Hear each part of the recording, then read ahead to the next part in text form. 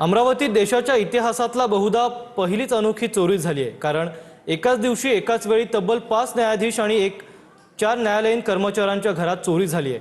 विशेष म्हणजे पोलीस पहारा पुढच्या गेटवर असताना चोरांनी मागच्या गेटमधून डल्ला मारलाय। पाहूयात एक रिपोर्ट। चोरी दरोड्यांच्या खटल्यांवरती निकाल देणाऱ्या न्यायाधीशांच्याच घरांवर चोरांनी डल्ला मारलाय।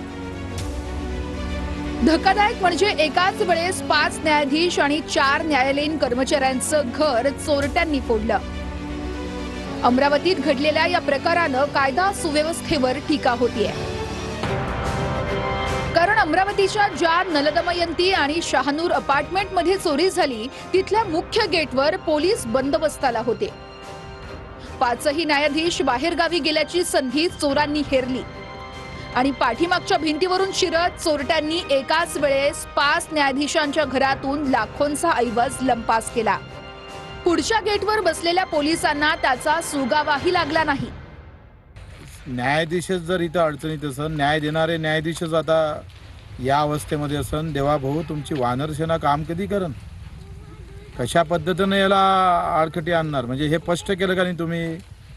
का तुम्ही मुख्यमंत्री आहे, तुमच्याजवळच गृह खातं आहे, इथं दरोडेखोर खुलेआम फिरतोय। इथं आम्ही पाहतोय कुठला एखादा चांगला कारभार आहे सांगा, एखादा तहसील दाखवा।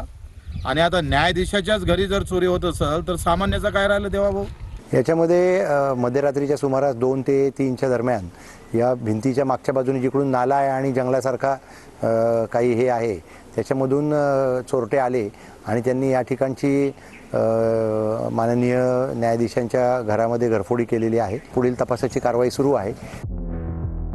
2च दिवसांपूर्वी अमरावती शहरात एका सुवर्णकाराला लुटल्याची घटना घडली। त्यावरून पोलिसांच्या कारभारावर टीका थांबलेली नसताना आता चोरट्यांनी न्यायाधीशांचीच घरं फोडली आहेत। या साऱ्या घटनांवरती भाजपच्या नवनीत राणा आणि अनिल बोंडेंची प्रतिक्रिया अद्याप मिळू शकलेली नाहीये।